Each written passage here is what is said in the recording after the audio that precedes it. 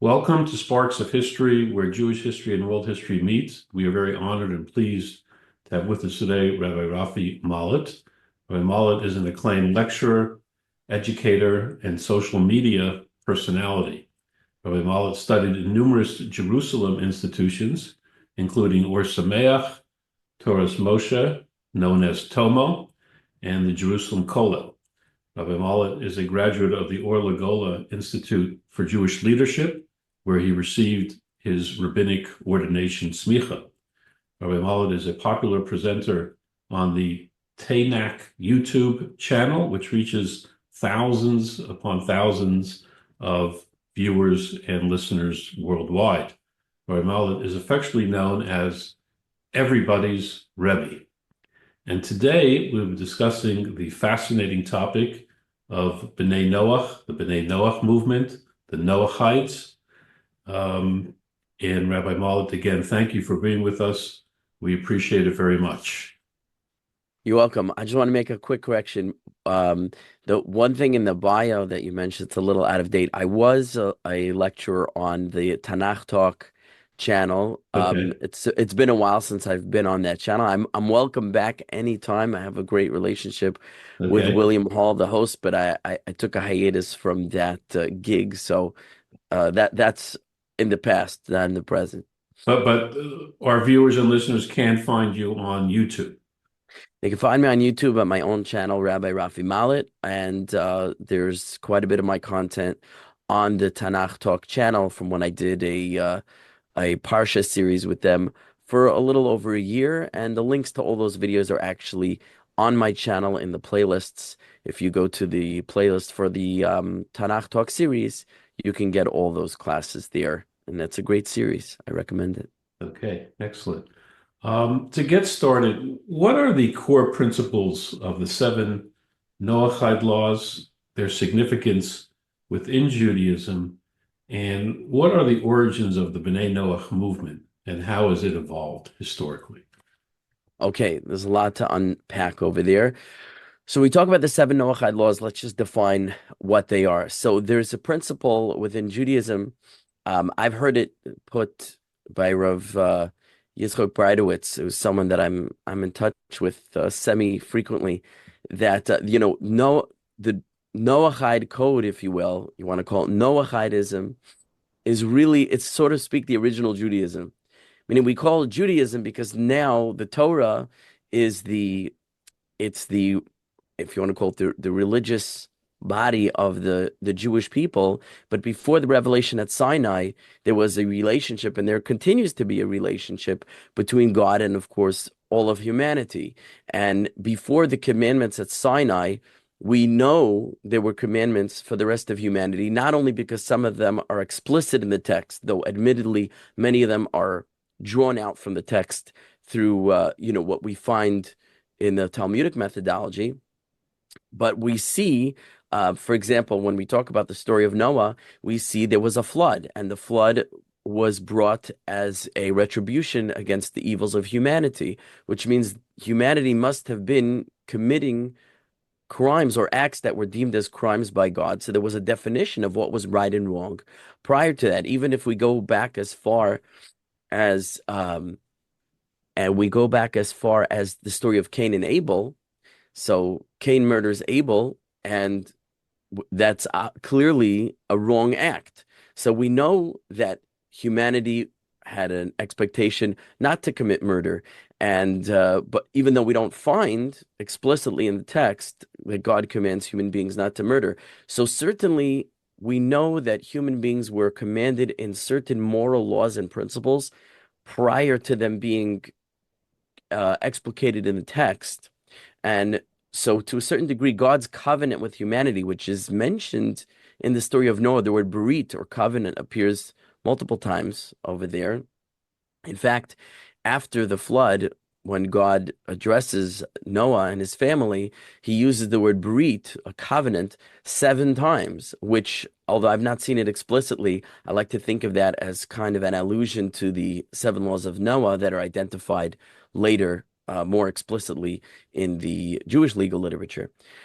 So this is kind of the original, if you will, the original divine law. And so therefore, it's really the oldest religion in the world, even though it may have fallen out of practice for a very large swath of Jewish history. So what are those laws?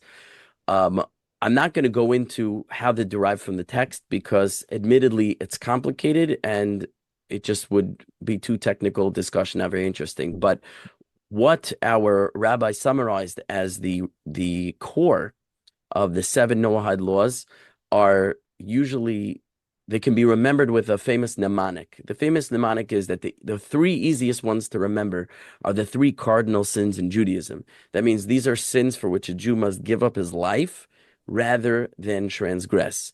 And those are not to commit idolatry, they're not to serve an idol, not to murder, and not to commit immoral sexual acts. Now, that's a very broad category, but essentially, let's say adultery, incest, and male homosexual relations are probably the most prominent and easy to define. So those three are cardinal sins in Judaism, and they are also commandments upon the Noahide. Then the next four are, there's a mnemonic for them, which is the first four letters of the Hebrew Aleph base. They are Aleph, Bet, Gimel, Daled. Aleph stands for Aver Men HaChai, which means not eating a limb of a live animal. Birkat Hashem literally means blessing God. That's the prohibition against cursing God. The Gimel is for Gezel, theft. The Noahide is forbidden from stealing. And Dalit is dinim, which means laws, and that's the commandment for the Noahide society to establish courts of justice to enforce these laws upon the society at large. Now, what principle unites them all? I have a very interesting lecture that I gave on this topic. I think it's a groundbreaking lecture. I gave it at the Bnei Noach conference some time ago. It's on my channel. It's called Finding Meaning Along the Noahide Path. And I break this down in a lot of detail, and I recommend people go there for more information on this. But essentially, the unifying principle of the seven laws of Noach is the goal of bringing the world to having a just, moral, and upright society. Having a just, moral, and upright society. That is the core principle that unites all of these laws. It includes obeisance to one God, who is the ultimate lawgiver and authority. So we have an objective source of law, and there isn't a schism of, my God says this is okay, and my God says that's okay. Of course, the laws against stealing, fidelity within the family, laws against murder, the blasphemy, the rejection of or belittling of that God who is the ultimate authority giver, and the respect and kindness towards nature that's innate in the law against eating a live animal or a piece of a live animal. And according to some opinions in the Talmud, it even extends to a law prohibiting uniting species in nature that are not don't naturally breed together. So interbreeding of species, what we call in Hebrew kilayim, both in plants and animals, may have some extension and some application, even for the Noahide, as far as his relationship with the world, the environment, nature, and of course the courts of justice and so forth. In addition, we find Sodom and Gomorrah were destroyed. And now, although it's you have to really tease it out from the text what they were destroyed for, and we have in the English lexicon the idea of sodomy for the sexual sins of the city of Sodom, and some of which are somewhat implied in the text when the people of Sodom surround the house of Lot, and they say, give us your guests that we may know them. But what we find interestingly throughout the rabbinic literature, and this is somewhat, I don't want to say that the Bible confirms the rabbinic literature. Obviously, the Bible comes first. But in other words, if you're looking for where the rabbis derived this from, you could see it in the book of Ezekiel when he mentions the sins of the city of Sodom. It focuses more on the fact that they were not charitable. They were not kind to wayfarers. Charity was forbidden. Their courts were very corrupt. And it seems that this immorality of one man to his fellow, the lack of compassion, the lack of kindness, and the corruption was what destroyed their world. And in addition, with the flood, when it says the world was filled with Hamas, and there is some controversy over how to define and translate the word Hamas. But in Jewish tradition, despite many English translations writing violence, in Jewish tradition, the word Hamas is most closely related to robbery. Robbery. And again, it's the crime of man to his fellow man, the lack of charity, the lack of kindness and compassion and caring about one another. So we see that this is really the principle that undergirds it. Now, how does that impact Judaism? So listen to this mind-blowing factoid, which many people don't consider. And forgive me for going on a bit, but I feel like you packed a lot into that question. Please. We have this very famous story in the Talmud in Shabbat, Tractate Shabbat, page 31, Lamed Aleph, where it says that a potential convert, if you will, essentially a non-Jewish individual, comes to the sage Hillel. And there's a number of stories like this, but one very famous one is he says, tell me the whole Torah standing on one foot. And Hillel answers him, he says, that which is hateful to you, do not do unto another. And he says, this is the entire Torah, and the rest is commentary. He says, now go and learn, right? So what a baffling statement to make. The whole Torah is that which is hateful to you, don't do unto another. Now, it's true that this is something of an inversion of the verse, you shall love your fellow as yourself. And why that is a great question, which we could discuss if you want to pursue that. But for now, let's just understand that it's a rephrasing of you should love your fellow as yourself. And he says, this is the whole Torah. Now, I ask you, Ari, and maybe, I should assume that you know the Gemara and you know the Rashi, but, if I were to ask a man on the street, how is that which is hateful to you, don't do unto another, how is this the entire Torah? What would you say? What would you say? And it's okay if you know the answer. No, please. So ready for your innovative answer. So Rashi, it's not even my innovative answer. Rashi, the classic commentator on the Talmud, says something astounding that I don't think people pay attention to this, and I don't think people would know this. Like if you didn't see what Rashi said over here, he said the majority of the commandments in the Torah are commandments between man and his fellow man. That's what Rashi says. So you should love your fellow as yourself, or that which is hateful to you, don't do unto another. The reason that's the entire Torah, Rashi says, entire in this context means majority, and there are many places where the sages use the word all to mean most. We're not going to go into that now, but that's how Rashi understands it. He says the majority of the Torah is laws between man and his fellow man. I think most people, even Jewish people, even observant Orthodox Jewish people, don't appreciate that and aren't even aware of that. If you think, what is the majority of the Torah? You think of, Shabbat, kosher, ritual laws, holidays, prayer, mezuzah, you go through Yoredeya. One of the most learned tractates of Jewish law are Yoredeya, which is, a lot of ritual things, or Achaim, a lot of holiday things. But Rashi's telling us, no, really, Chosh and Mishpat, which is that area of the Code of Jewish Law, which has to do with adjudicating civil law, really law between man and his fellow man, societal law is the majority in the bulk of the Torah. Now, how is that so? I didn't go through the Sefer HaChinuch, which lists all the commandments and count up how many of them are between men. Like I didn't go do a fact check on Rashi, but Rashi does say this. So therefore what? Now he gives a second answer, which we don't have time for, where he really wants to say even the ritual laws are included in you shall love your fellow as yourself. The short sum up of that is God is also your friend.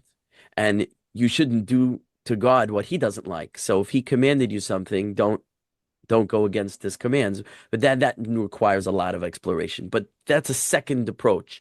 Rashi's first approach is the majority of the commandments are laws between man and his fellow man. Now, going back, rewind to the Noahide laws, are only 7 laws for Noahides.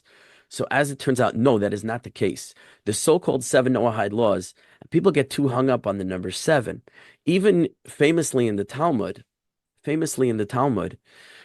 there's a prohibition, and we could talk more about this if you want. There's a prohibition against Noahides, against non-Jews, really, from observing the Sabbath. Okay, and that's a big topic. So after the Talmud introduces this prohibition and brings a biblical verse to root it in scripture, they said, well, why isn't it counted among the Noahide commandments? Previously, the Talmud had enumerated the Noahide commandments and said there were 7. Why isn't this one counted among them?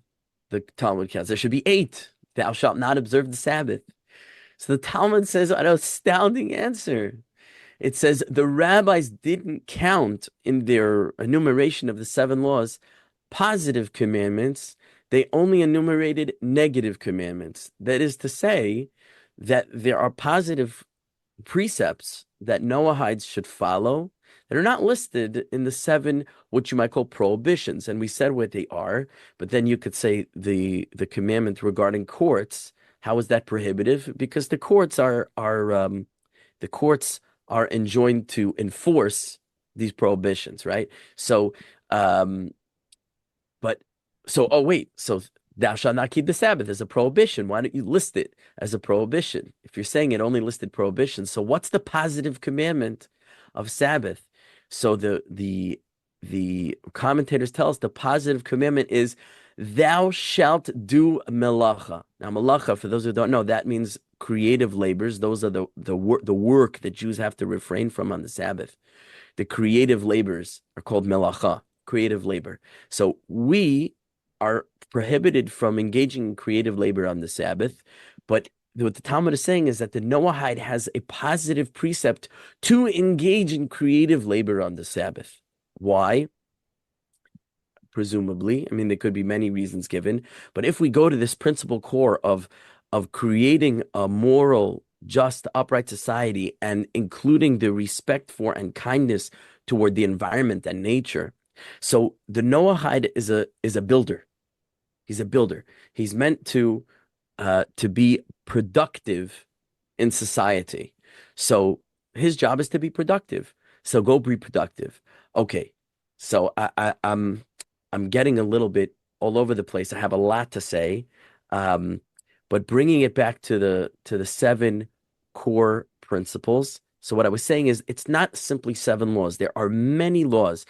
Do not serve idolatry actually includes many, many details that are found in numerous commandments in the Torah of how not to serve idolatry, not lo tishtacha belahem, right? Do not bow down to them, velo ta'ovdem, and don't serve them. So what's the difference between bowing down to them and serving them? Because different idols have different forms of service. Like the Talmud talks about an idol that people would use to go to the bathroom on it as a form of worship, an idol that people would throw stones at it as a form of worship, even though you wouldn't think that's how to worship an idol. But if that's the way of worshiping the idol, you're prohibited from doing that activity.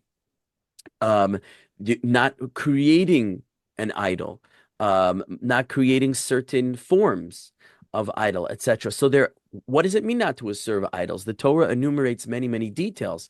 Now, for Jews, these are individual commandments, and for Noachides, they're all underneath one umbrella commandment. And what the practical difference is between calling it one commandment or many is maybe for a follow-up conversation.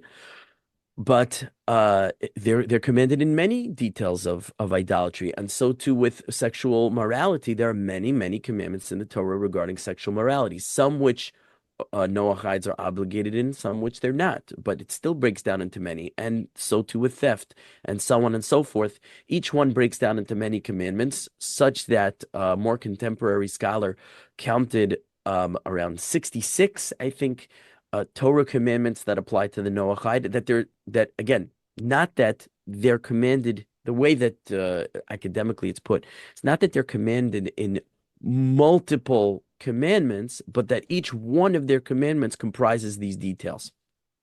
What the practical difference is between that is maybe not for now. But ultimately, we share a lot of commandments in common. And if the core thread is to build a just, upright, and moral society, then it comes out that the laws between man and his fellow man very applicable to the Noahide. Rashi says that these are the majority of the laws of the Torah. So it comes out that the Noahide has access to, I'm choosing my words carefully, access to a majority of the Torah's laws. Now, what do I mean by that? I told you that there was a scholar who said 66 commandments. We can identify 66 commandments that they're specifically obligated in. Then there are areas that they're not obligated. I'll just define some areas. There are areas that they're not obligated, but they are encouraged to follow. There's areas that they are permitted to follow, though not obligated and not necessarily encouraged. And there's areas that they're forbidden. Okay, so one of the famous prohibitions we spoke about is the Sabbath. What does it mean they're prohibited to keep the Sabbath? Big conversation. Another area is Torah study. The Talmud enumerates a prohibition against the Noahide engaging in Torah study, and the Talmud makes a notable exception. Any area of Torah that is relevant to the fulfillment of their laws, they may study. What does the word study mean? A number of writers have written that study doesn't mean superficial review. It means deep, dialectical study, like Talmud-style study, is what's forbidden to them. But in areas that are relevant to them, they can delve very deeply. So therefore, many have said that the non-Jews may study the entire Tanakh, even with commentaries that explain the plain meaning of the text, because the plain meaning of the text is not a so to speak deep area that's forbidden to Noachides. But once we open up and say that the principle behind the Noahide laws is the creation of a just and moral society, which is the essentially the behavior between man and his fellow man. And Ramban writes explicitly, this was the reason the world was destroyed for robbery, because laws between man and his fellow man are laws that are intuitive, logical, and there was no excuse for the generation to say, I didn't know it was wrong. And we could say the same thing for the people of Sodom, that they were specifically condemned because of their lack of charity. Charity is something which the poskim have written, the halachic authorities have written, that Noahides are obligated to give charity. Now, I didn't see that in the Noahide laws, but again, positive commandments are not counted. So 7 is really more than 7 for the multiple reasons and avenues that I already enumerated. But you could say that within the law of not stealing is perhaps a sensitivity to people in need, or that the law of dinim, of having the courts of justice to establish a just society, part of a just society is giving tzedakah. I'm going to tell you something astounding. You, Ari, are an observant Jew. You pray the Jewish prayers every day, and in those prayers, there's a prayer for justice. We say, Hashiva shofetenu kaviyishana, God, you should restore the judges as at first, is the whole blessing we ask God to bring justice to the world. And it ends with this bracha. Baruch atah Hashem, blessed are you Hashem, God. Melech ohev tzedakah u'mishpat, God who loves tzedakah and mishpat. Mishpat is judgment. What is tzedakah? So tzedek, which is the root of tzedakah, is translated as like justice. Tzedek, tiradof, you shall pursue justice. But what's tzedakah? Tzedakah, everyone knows tzedakah is charity. Well, what does charity have got to do with justice? Justice is, this is what you deserve, for good or for bad. Charity is, out of the kindness of my heart, I'm giving you beyond what you essentially deserve. Because if you deserve it, it wouldn't be tzedakah. It would be justice. It would be your legal right to the money. But tzedakah is going beyond the law. What does it do? What is tzedakah? Why is tzedakah, charity, based on the word tzedek, justice? And what is it doing in the blessing for justice that God loves tzedakah mishpat? So Rav Schwab, Rav Shimon Schwab, in the book, I saw this in the book, Rav Schwab on prayer. And I have a series on prayer for those who want to see it on my channel on the Shemona Esrei, and I talk about this in that series. He says because when some people, now this is going to sound very liberal and lefty, and people might get mad at me, but this came from Rav Shimon Schwab. He says when there is an imbalance of wealth, that some people have more, there's a privileged few who have more, and you have some people who have less. That imbalance is a kind of injustice. That imbalance is a kind of injustice. It's a kind of unfairness. And therefore, when the one who has more gives of his wealth and shares it with the one who has less and starts to, he diminishes himself a little bit and brings up the other one a little bit, it begins to bring back a balance and fairness and justice to the world, so that the giving of charity from those who have to those who don't have is actually an act of justice. It's an act of fairness. It's an act of righteousness. So hence the word tzedakah based on tzedek and what it's doing in that blessing. So therefore, Noahides who have a mitzvah of dinim, of laws of justice, also have an obligation to give charity. So How do how do we get from the mandate, the commandments, to a movement, Okay. Bnei Noach movement? Can a Christian or a Muslim be part of this Noahide construction? And does somebody have to consciously know that what they're doing is a result of because it's a Noahide law and they're just not doing it? Three Okay. That separate is an excellent questions. question. Excellent question. And I'm gonna quote a friend of mine. I'm gonna say it in more yeshivish jargon, and then I'll translate. He says, if anyone tells you that something is not nisht pashut, then he's oversimplifying it. So what does that mean? Nisht pashut in Yiddish means it's not simple. Nisht pashut, it's not simple. If someone tells you something isn't nisht pashut, something tells you it's not simple, it's a double negative. That means it's simple, it's easy, there's an easy answer. If someone tells you there's an easy answer, he's oversimplifying it. So if I told you there's an easy answer to that question, I would be oversimplifying it. And some people do. Some people really oversimplify.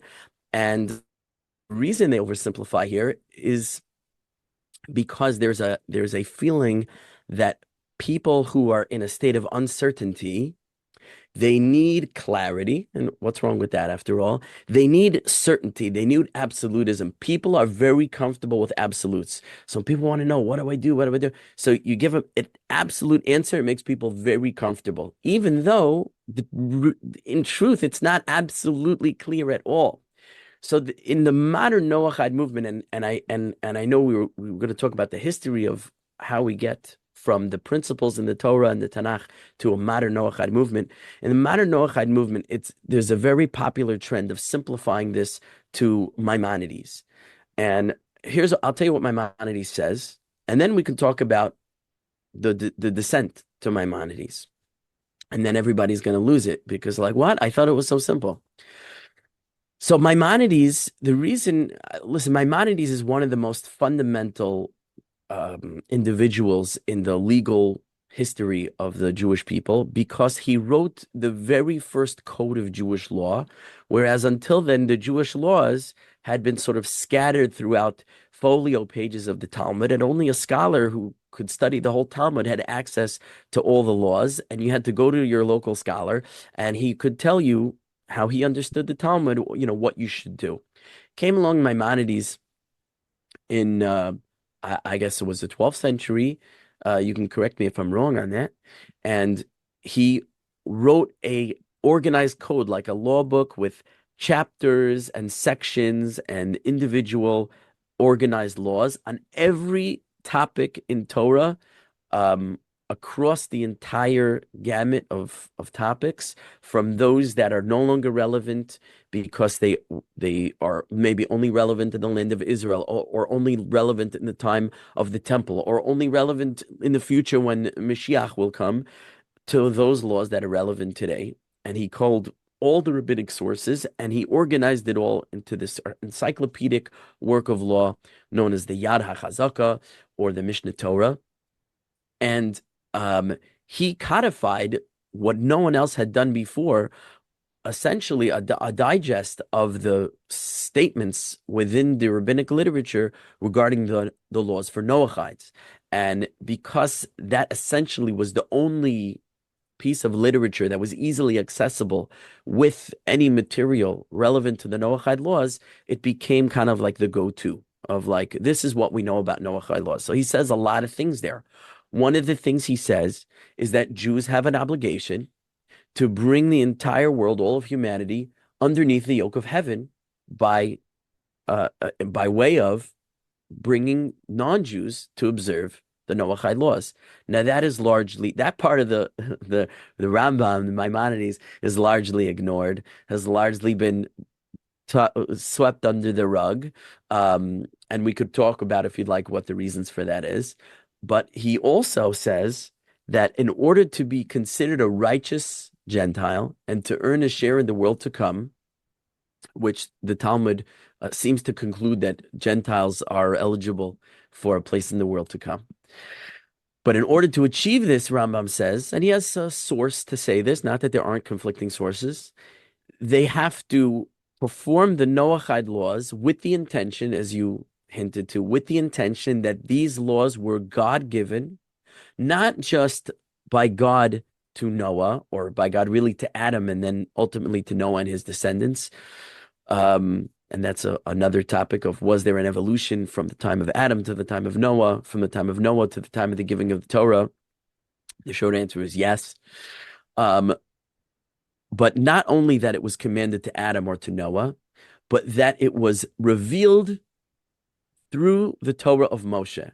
That he goes so far as to say that if a non-Jew wouldn't accept that these laws were revealed through the Torah of Moshe, and obviously before Moshe they would have been known, although they may have been forgotten. It's not like the first time they came to earth was through Moshe.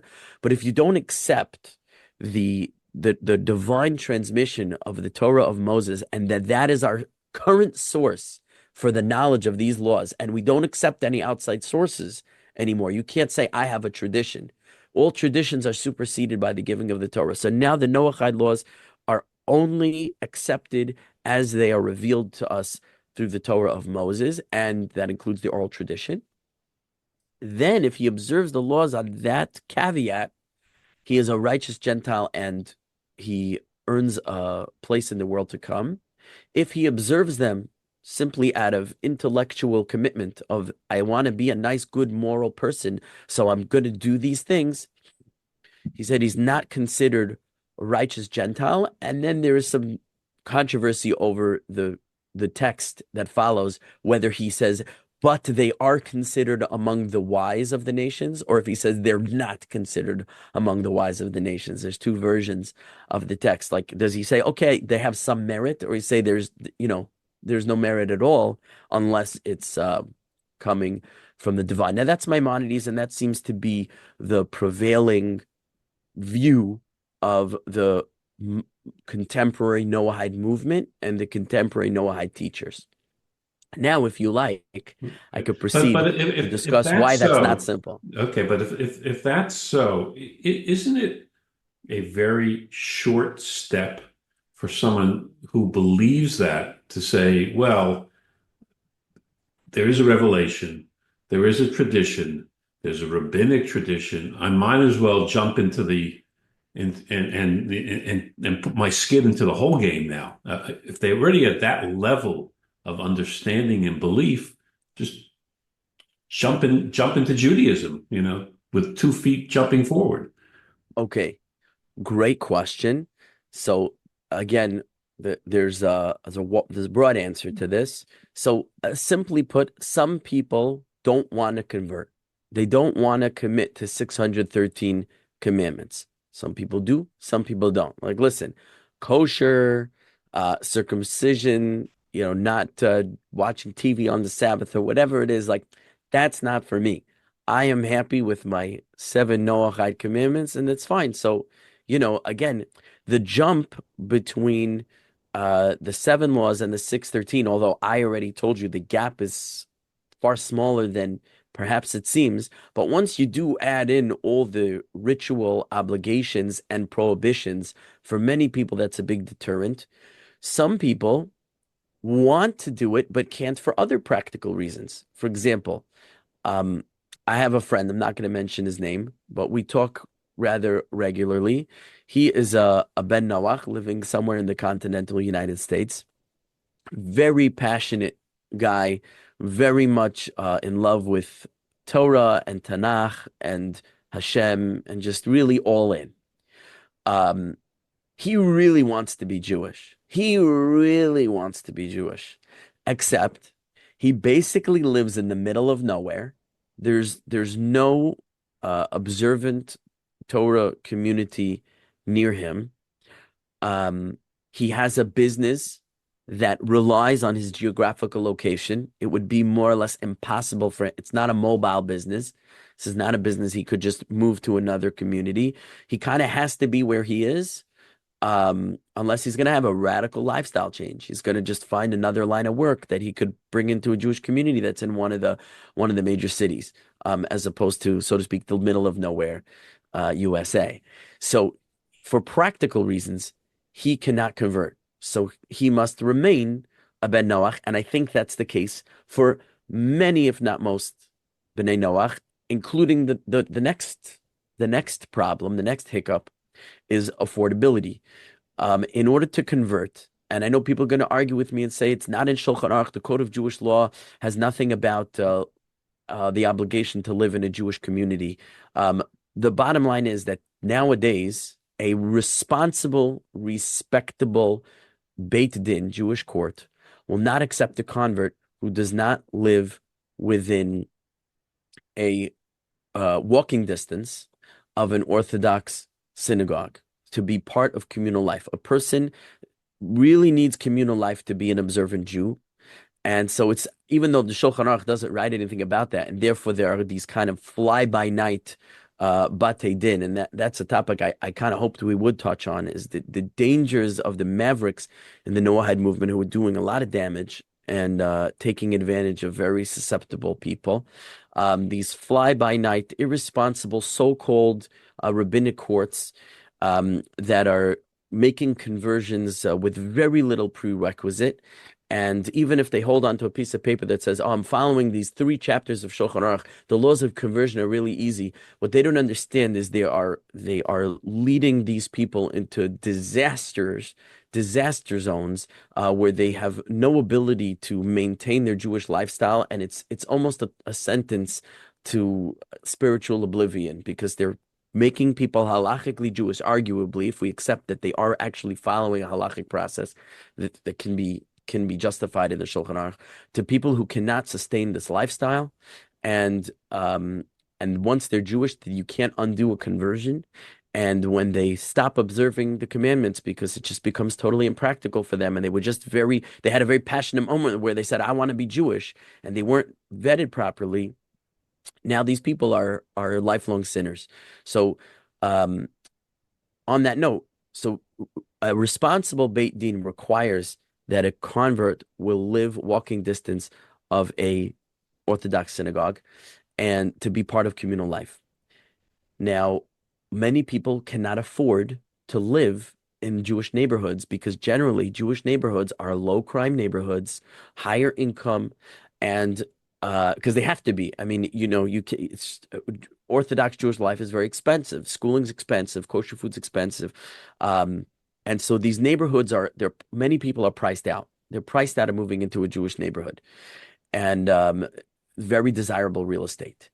So because of that, people can't convert. They just don't have that ability. So being a righteous Noachide is an opportunity for them to serve Hashem according to the Torah without the ability to become Jewish in their case. So now some people don't want to. Some people, for practical reasons, cannot. Now I'll go to a final reason, which is some people, you might relate this to the first one, they feel that their mission is to serve God as a non-Jew, but I'll go a little further than that.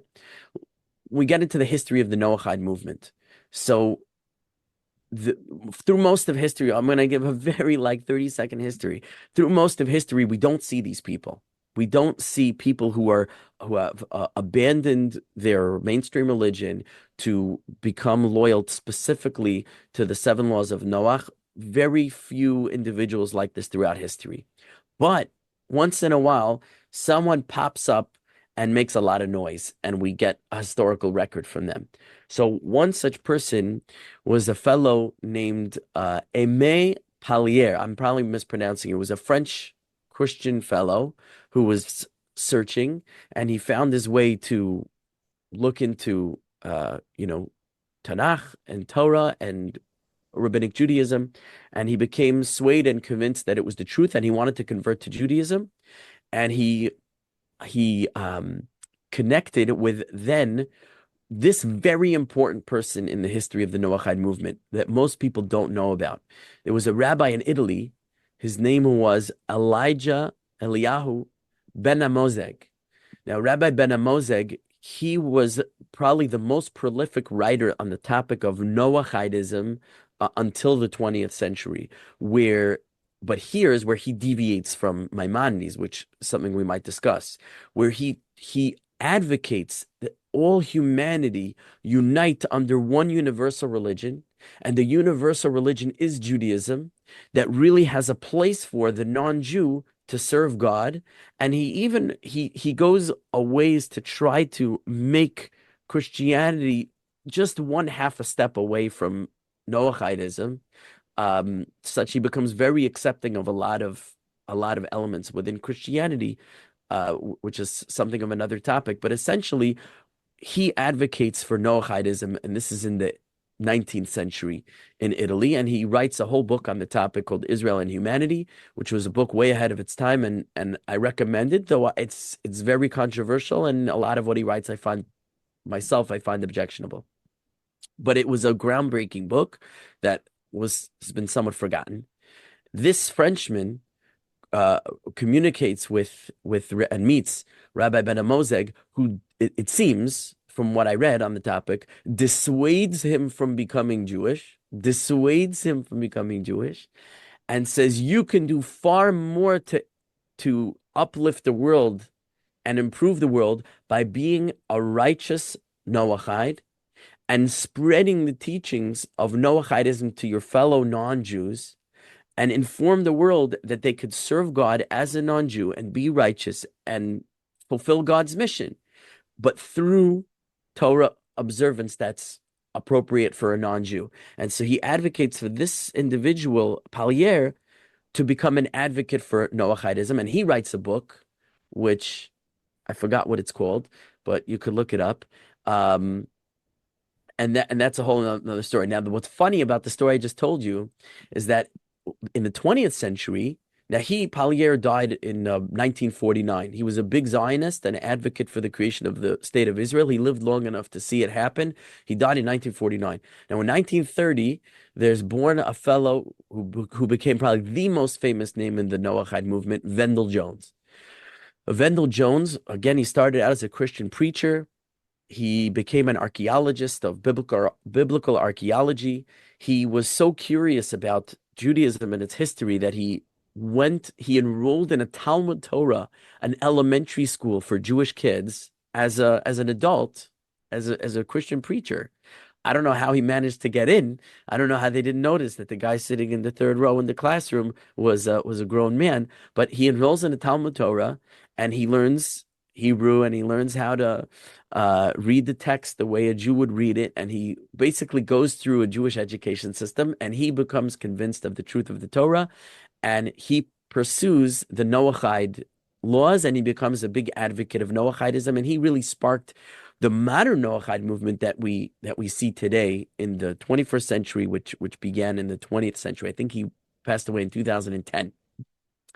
Now, I once had a conversation with someone who's someone involved in this world, an Orthodox person, and he was telling me the story of Wendell Jones, and he told me that Wendell Jones wanted to convert, and he was discouraged by the rabbis, rabbis told him he could do much more as a non-Jew advocating for Noachidism. Now, I discovered this is the story of Pellier. And in researching Wendell Jones, I never found such a story about him. So I almost think that the Pellier character was a forerunner to Wendell Jones, and the Pellier story was superimposed onto Wendell Jones. That's what I think.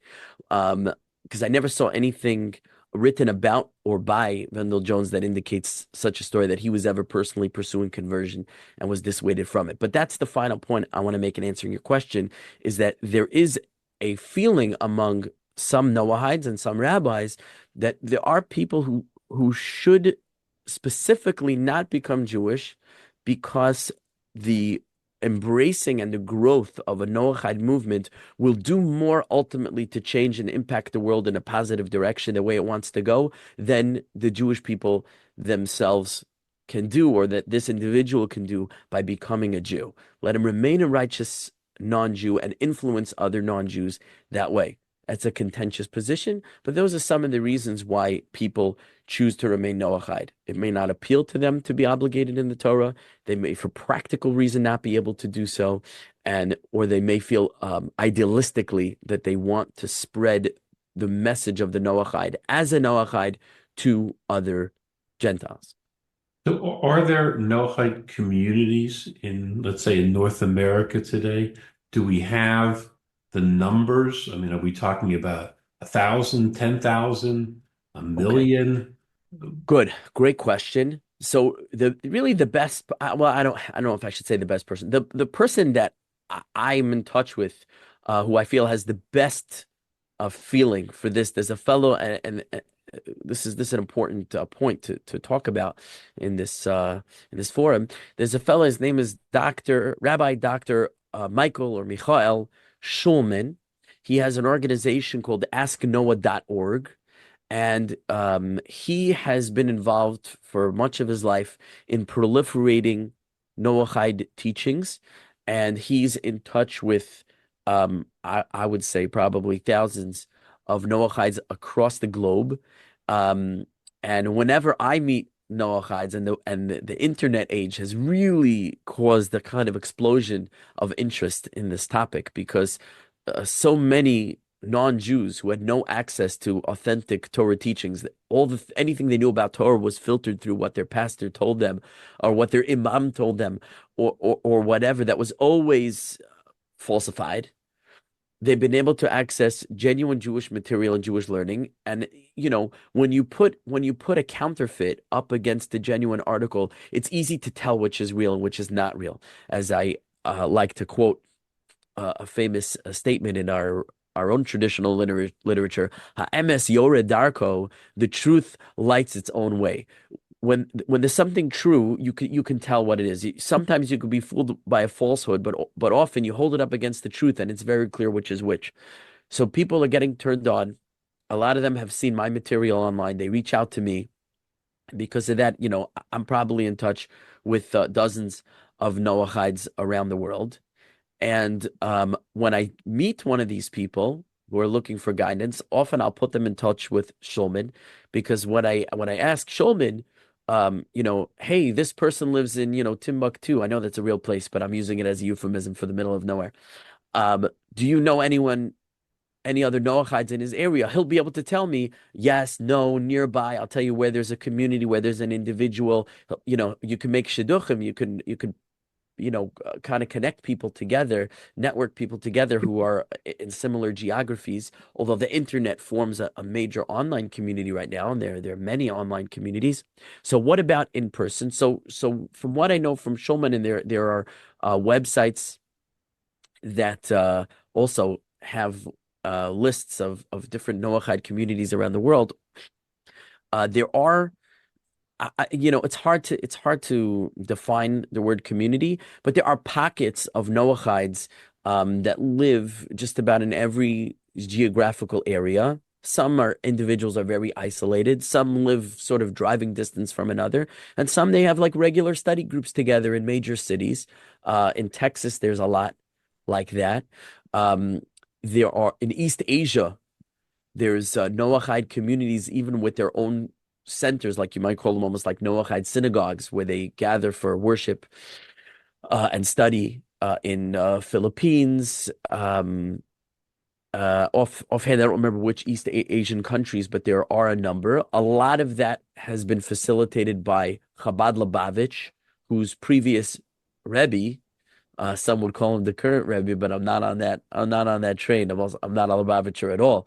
Um, but the last Lubavitcher Rebbe was a big advocate, kind of based on the last principle that I mentioned to you, a big advocate of teaching spreading the Noahide laws to non-Jews, reaching out to non-Jews and teaching the Noahide laws as part of kind of the messianic process. The last Rebbe was a messianic figure, as part of the messianic process of bringing the knowledge of God to all the world. Part of our hishtadlut, part of our required efforts to bring that about on a practical level is Noahide outreach. So till this day, Chabad Lubavitch is probably the most active Jewish organization or Jewish religious group that is actively reaching out to Noachides, and they've been especially successful in like third world countries for whatever reason. But there's also a lot of that going on in the United States. But I think to a more scattered degree. And I think I read somewhere, and it could be that Dr. Schulman published this statistic, that there are literally tens of thousands of Noachides worldwide. There may be even more than that, but maybe that he's aware of, just that he's aware of, there may be tens of thousands. So that's quite a large number. Oh, so communities. Okay, so there are. I don't want to get too controversial because I don't like to be Mr. Negativity. Um, there are different Noahide centers. There's one here in Houston. There's some other ones in Texas. I've heard about some other ones around, and this maybe gets into a more negative or dark aspect of the Noahide movement, is that there's a lot of schism. There's a lot of schism. Ironically, Rabbi Elijah Ben Amozeg wanted to unite the world under the Noachidism, but the truth is, what I observe is that the more Noachidism spreads, the more different people have different ideas of what that should be, how that should be expressed, and observed. One might say And that's a very Jewish concept. yeah, you're right. It's right. The schisms, to a certain degree. And so, each Noachide group claims or feels that we're the, genuine expression of the proper observance of the Noachide laws, and this group is invalid, and that group is invalid. And I have my own personal feelings about this group versus that group. I have some groups I have no feelings about, but I know from this one that this one's evil, and from that one, that one's not good, and so it's not kosher. And so when you talk about a worldwide movement, oh, there's like, tens of thousands of Noachides. That's like the Christian who says, how could the Jews be right when there's, whatever it is, 2 billion Christians in the world? And so, then you ask him, oh, really? So the people who murdered my ancestors in the Inquisition, those were Christians? Oh no, those weren't true Christians. Oh, I know the ones who the Spanish Inquisition, those aren't true Christians. And what about those? And all the Christians are busily passing one another, as we say in Yiddish. They're invalidating each one. There's I don't know how many thousands of Christian sects, but when you ask any individual Christian, but how many real Christians are there? It comes out there's like 1.5 real Christians in the world, right? So the same thing with Noachides. You talk about a Noachide movement and tens of thousands, but no one really agree. I don't want to say no one. There's a lot of schism and there's a lot of controversy and disagreement over, who's the right expression of Noachide. So it gets a little tricky. There's more to talk about on the dark What's side the of argument? Noachidism. I mean, We might want to focus on the positive. Yeah, go okay, ahead. you've articulated this, Rabbi, but what's the argument, when one says, my goodness, we have so many of our own issues. We have so many tsaros in the Jewish world that we're trying to address, and we have certain amount of resources, and we're doing outreach, and there's so many people to reach. My goodness, what are we getting involved with Bnei Noach? I mean, you've articulated why, but what's the strongest argument that you would present to that position? Okay.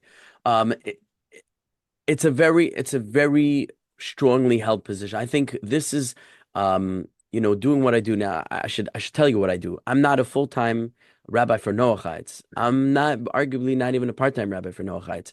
I'm a full-time Rebbi. That means I'm a school teacher. I teach Jewish kids in a Jewish private school, and you No, might say no, as a no hobby. priests, no priests in your class.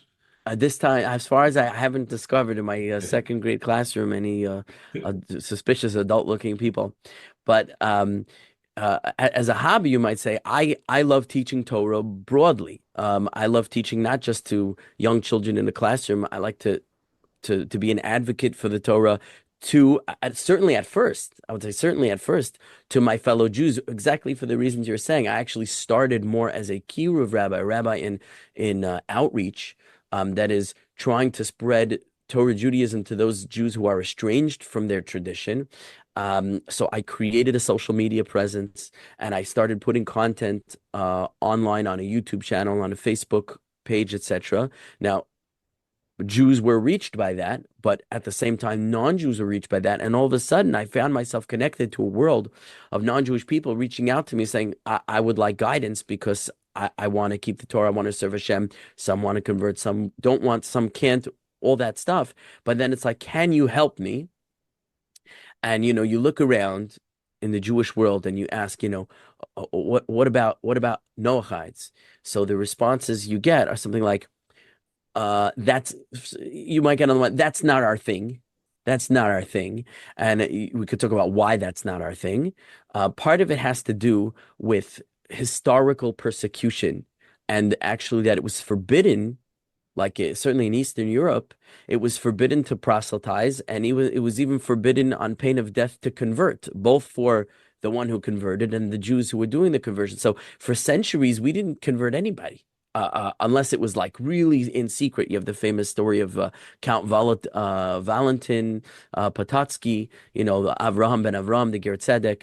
That was a secret conversion that was done, but he was ultimately discovered and put to death.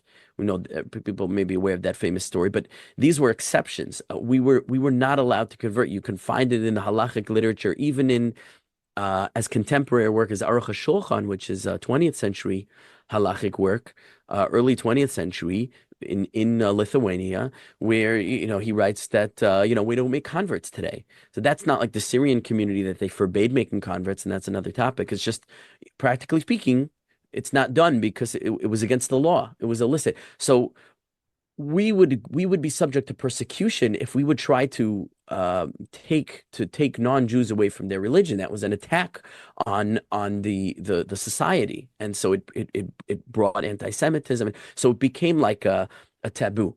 Jews Now, did Jews historically proselytize or not? That's a different question.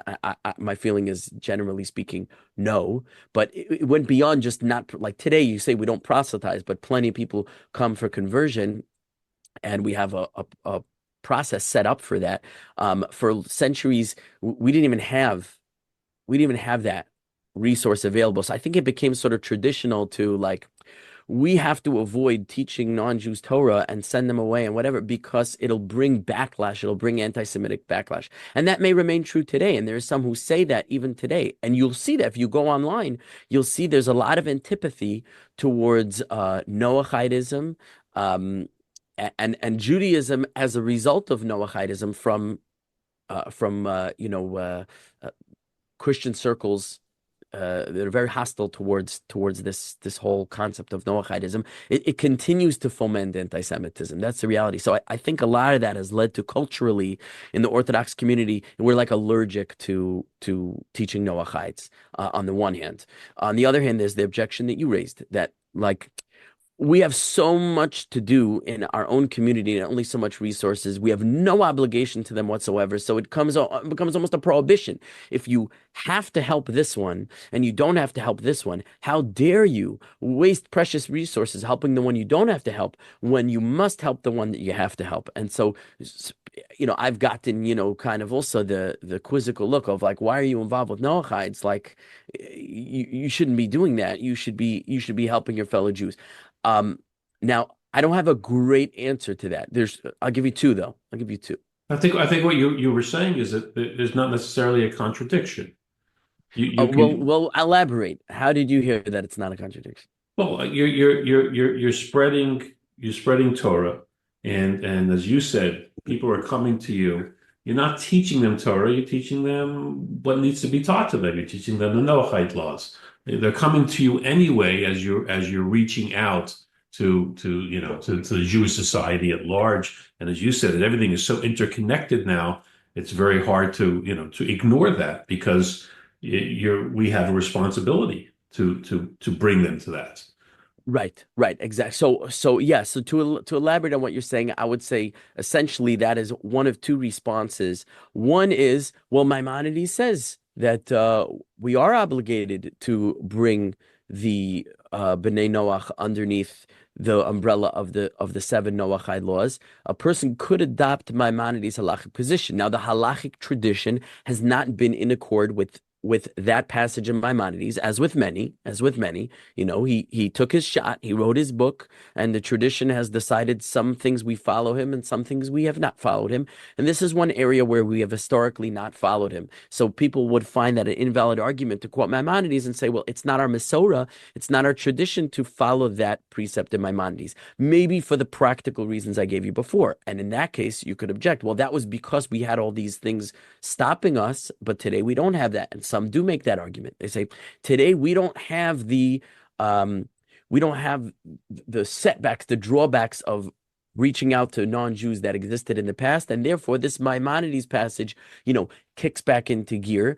And I think Chabad Lubavitch did adopt that, and the Chabad Lubavitch are very religious about studying Rambam and following Rambam in areas that apply to especially messianic subjects, although that's a whole other topic. But the Rebbe did instruct them to study Rambam, and Lubavitchers have a regular cycle of studying Maimonides, and the Rebbe instructed them to follow his rulings in regards to things of the messianic era.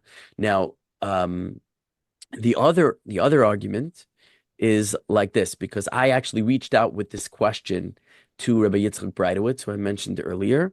And I said, here's what some people object to the fact that I have, in my free time, as it were, responded to Noachides who are looking for guidance.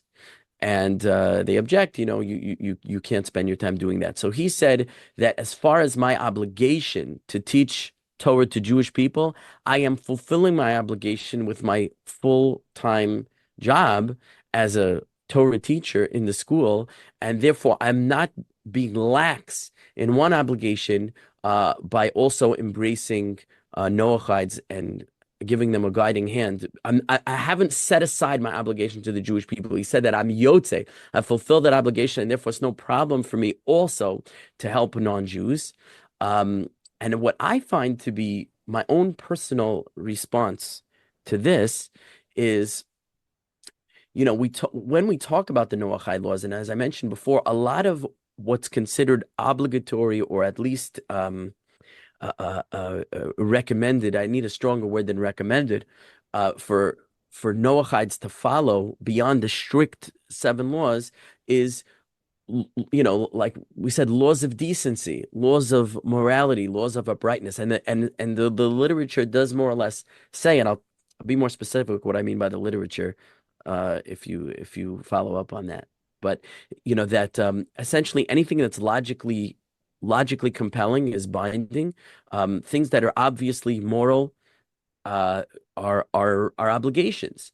So like honoring parents, let's say, for example. And so therefore, I said to someone, if someone asked you for help, said, I need help, you would start asking for their bona fides. What would you say? What do you need help with? I'm a kind, decent, moral person, and instinctively, I want to help other people. If somebody needed your help, you say, what do you need? If I can help you, I'll help you, right? You don't start making calculations. So when so I say to people, I'm not going looking for Bnei Noach. Like I'm not really doing what Rambam says. I'm not really doing what the Lubavitchers do, or some Lubavitchers do. I'm not actively going out and trying to find non-Jews and teach them the laws of Noach, and there are numerous reasons for that. Some of it has to do with the controversy over whether we accept Maimonides' position that there's such a rigid and strict definition to what a Noachide is. You asked before, what about a Christian or a Muslim? So there's a lot to talk about. We have literature that indicates that a Christian and a Muslim who behave morally are essentially following the Noachide code.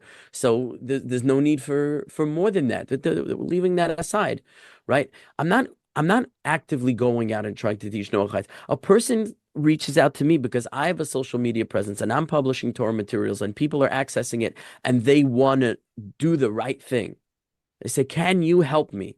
I feel it's an act of cruelty to say, "You're not Jewish. Sorry, you don't rate to get my attention." To me, that's disgusting. It's disgusting because what if Maida al-Akhsani, the whole Torah is what's hateful to you, don't do to someone else. What if he would say that to me? I said, I need help. Like, well, you're not the same religion as me, or you're not the same race as me. You're a Jew, so I don't help Jews. How disgusting. We'd be all over the place. Anti-Semite. Da, da, da, da. So, you can't on the one hand pull out the racism card when it suits you, but then be a racist when it suits you to be a racist. So Maida al-Akhsani, that's the whole Torah. Hill already told us. If you ask someone for help, you want them to give you help. Look at that Rashi over there. It's almost exactly what I'm saying right now. So a non-Jew asks me for help, I should turn into a racist in that moment. It doesn't make any sense to me. So to me, I feel logically compelled to help an individual. Maybe I don't feel obligated to go and pull a guy out of church for many reasons. Many, many reasons. Many, many, many reasons. But if someone comes and says, I want guidance in the Noahide laws, I feel it behooves me from a logical obligation to do it. I have more to say, but I'll leave you to lead the conversation. There's so much obviously to talk about, but in conclusion, Rabbi Mollot, where do you see the future of Bnei Noach, the Noahide movement, going in the next decades? I think this is probably the hardest question of all to answer because everything until now, there's precedent, and I could draw from different sources and say, like, oh, here's a view like this, and here's a view like that. And I left a lot of the views on the previous questions unexplored, really, just because of lack of time. There's so much more to say. But once we talk about projecting forward to the future, I think that's hard. It's very much unexplored territory. So the short answer is, as it is to many questions people ask me, is I don't know. I don't know, but I could tell you what I see happening. I could tell you the process that I see unfolding. I could tell you some potentialities, both good and bad. Okay. So as I mentioned, the internet age has really brought an explosion of interest in the Noachide topic. Now, what happens when a person becomes a Noachide? So what could happen on the most positive level, I don't even want to call it the most positive, but one of the maybe you could judge as positive outcomes is a Noachide chooses to convert. And I'm told that many do. I heard two conflicting statistics. One said the majority of Noachides convert, like 70% of people who become Noachide convert. Then I read a statistic that only a small percentage, like 4 or 5% of Noachides convert. So how do you draw these two statistics together to not be in conflict? Well, maybe one of them's false. That could just be true. Like this, no one presented to me a scientific study, but this is anecdotal. But on the other hand, this is what I think, because another person told me, and I resonate with this a lot, that something like 90% of people who become Noachides at some point stop being Noachides at some point. And why is that? Because we don't have an infrastructure to make the Noachide lifestyle sustainable. We don't have sustainable communities for them. And I heard Rabbi Michael Skobach, who's very involved in the counter-missionary world. And really most of the Noachides, the vast majority of Noachides are coming from the counter-missionary world. That means former Christians, they come into access of Judaism, and maybe they're missionaries or whatever it is, and then they turn around and they realize Christianity is false, and they come and they want to become either Jewish or Noachide. now what happens after that, right? Where do they go? So Michael Skobac, he talked about his projection that Noachides have to form communities and it'll be a generational project. Like it might not be this generation, but in the next generation, we're going to see maybe in 20 years' time, there'll be, actual Noachide communities. While he's saying that, you have other people in the Orthodox world that are very opposed to this, that Noachide should absolutely not have communities. They can, now here's the problem, here's the total conflict. There's the total like cognitive dissonance over here, is that they're saying, no, Noachides can exist within the Jewish community as a righteous Gentile, but they cannot make their own communities because they'll bring one of two reasons. Either because of an objection that Maimonides writes in his code for Noachides that they cannot be mechadesh das, they cannot innovate religion. They can't add anything to their laws. They can't make up a new religion. Now that itself is something somewhat contentious, but that's Maimonides' position that many adopt. As such, some feel that building a community where there would be like communal study and communal worship is already the formation of a new religion. I happen to object to that. I don't see what's a new religion about it at all. After all, what did we do before there were Jews? But some object to that. So I said they could exist within the Jewish community. Meanwhile, are those people creating spaces in Jewish communities for righteous Noachides? Absolutely not. Noachides go to a shul, the door's shut on them. We don't want you here. This is not for you. You're not Jewish. You don't belong in the synagogue. Noachides are getting doors shut in their face everywhere, while at the same time Jews say, "Don't make your own communities. You have to exist within the Orthodox community." So that's a very big problem. So Michael Skobac suggests communities. I don't object to that at all. I actually think that it's the most practical future for them because the 90% statistic that I mentioned to you, is it a real statistic? I don't know. It's anecdotal that the people who become Noachides leave. Why? Because they find no fulfillment. They leave the church. They have no community. Their family members reject them. The Jews want nothing to do with them because you're not Jewish. You don't belong here. And there's no space for them to exist as a human being. And they're miserable. And how long could you sustain like that? So for many of them, they go back to church. They're like, listen, I can't handle life in such misery as the Noachide life entails. Others are not perturbed by that. Some people, more introverted people, they love being on their own and doing their Noachide thing. Like you have a guy like Jim Long, who was Vendel Jones's partner for many years in his projects in this area, and he's still active today. I spoke to him, and he's like, I asked him this question, and he was like, I got no problem, do it. He's like in the middle of nowhere, Texas. And he's like, yeah, I'm perfectly happy, But most Noachides I speak to are very unhappy. Therefore, I think when we say 4 to 5% convert, that's maybe after you take away the 90-something% that are leaving the Noachide movement altogether. What remains, maybe 4 to 5% of the overall becomes like 60-70% of the ones that remain. So I think that's how really we could put those statistics together. So on the one hand, there's conversion, but that doesn't leave the Noachide movement anywhere. So there are people who've been able to just sustain on their own. There are people who've formed these kind of pseudo communities, but we are very wary.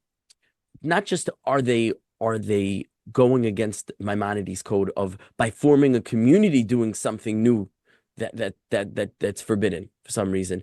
But there is a real tendency to actually create a religious character to this movement that involves adopting new rituals that are not part of the Noachide code, that maybe are part of larger Torah Judaism, but are mitzvahs of a Jew, and it's very questionable. That's a whole other question. What additional mitzvahs may a Noachide adopt outside of the laws between man and his fellow man? But even if they adopt them, they certainly can't adopt them on a long-term basis. Even the most lenient opinion would say they could perform them on a temporary basis. But when you form these communities, what ends up is you actually do see kind of a new religious group with its own set of religious rules starting to form, and we've seen those, and that's very problematic. So therefore, there is opposition to the religious route.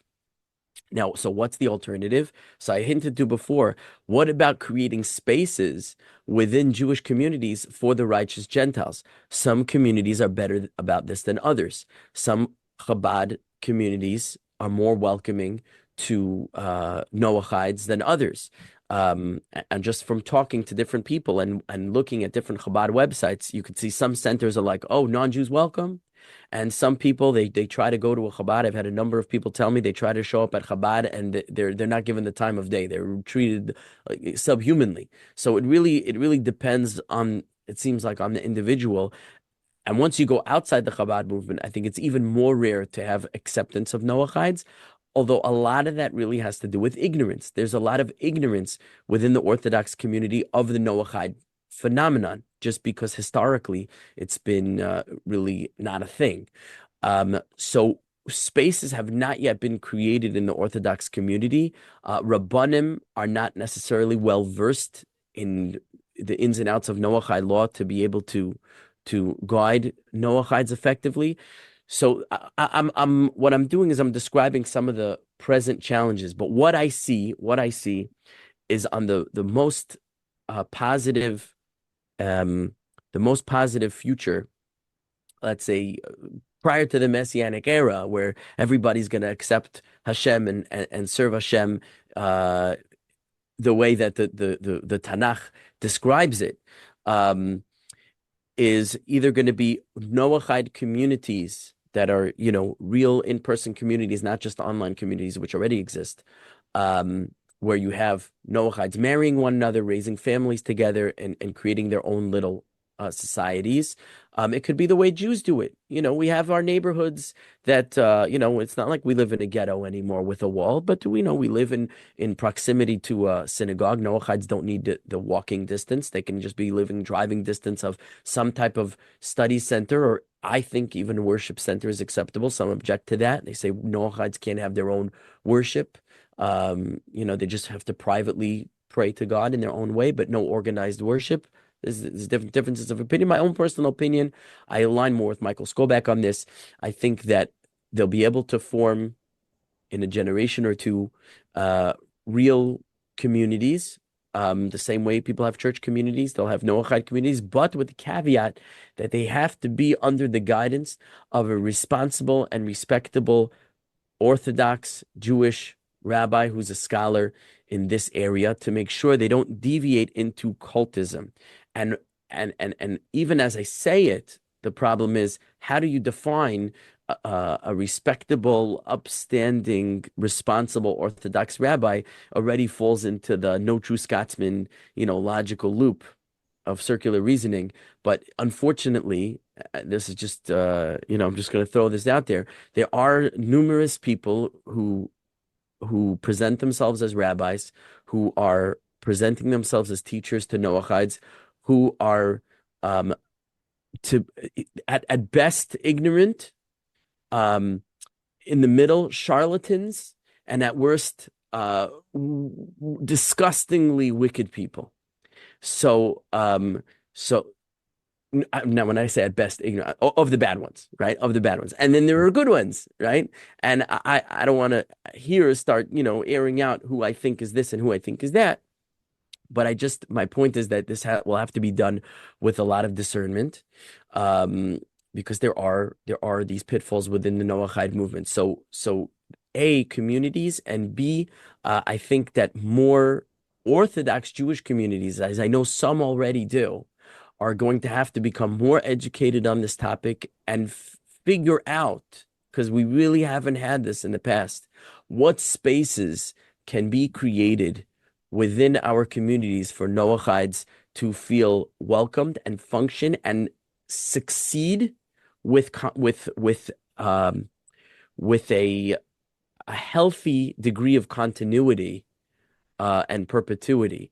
Because again, just to close off this thought, we have in the Torah, this idea that if you go to war and you're in enemy territory and a slave comes and escapes his master and comes into the Jewish camp, you don't send him back. You don't send him back.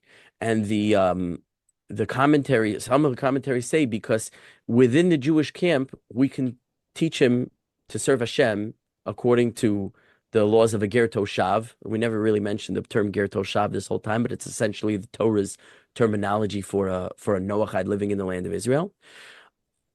Whereas if we send him back, we are condemning him to a life of idolatry. It's the same thing in the Torah regarding the captive woman, that if the man decides not to keep her as a wife, that he's forbidden to send her back to her father's house, where she will return to idolatry. And the commentaries say, because here is a human being that has come to recognize and serve Hashem, and what a tragedy it would be for Hashem that one of his creations that our prophets tell us, the Nevi'im tell us in numerous places, that he created humanity for the purpose of, so to speak, giving him glory. All of humanity is meant to recognize God.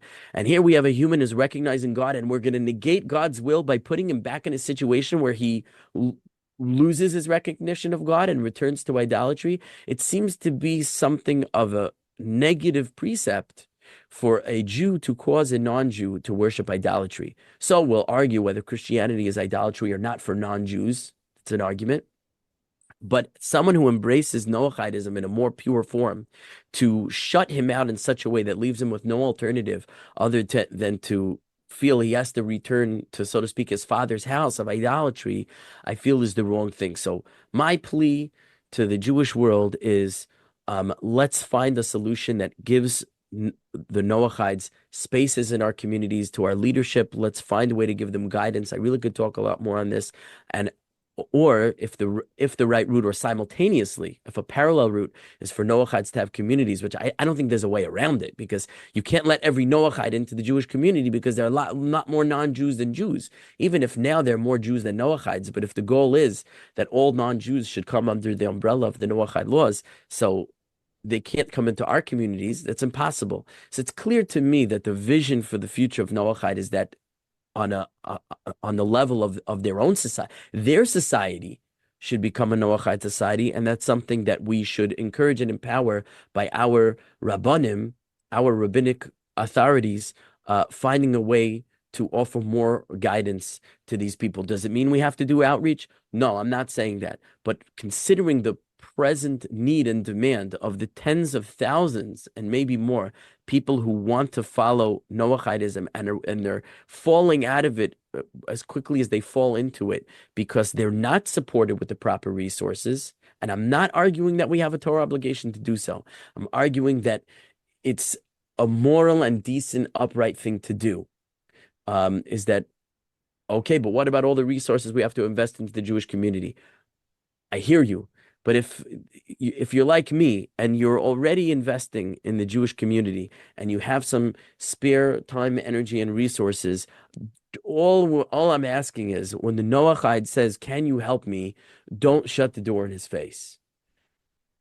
Okay. Rabbi Mollot, thank you so much for this fascinating topic, and urge all our viewers and listeners to go online and to Rabbi Mollot's website, and to be continued one day, hopefully.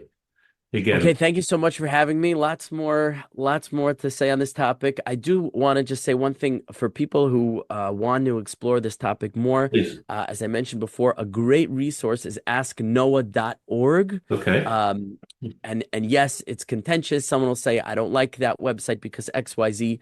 Be that as it may, I find it to be a great resource. You could take what's on there with a grain of salt. The best book on the subject is published by the people at asknoah.org. It's called The Divine Code. I'm not saying it's the only resource. It's the one that to date I found to be the best and most extensive. So those off the top of my head are the top resources I would recommend for this topic. And if you want more, you can email me at rabbi@rabbirafimallet.com.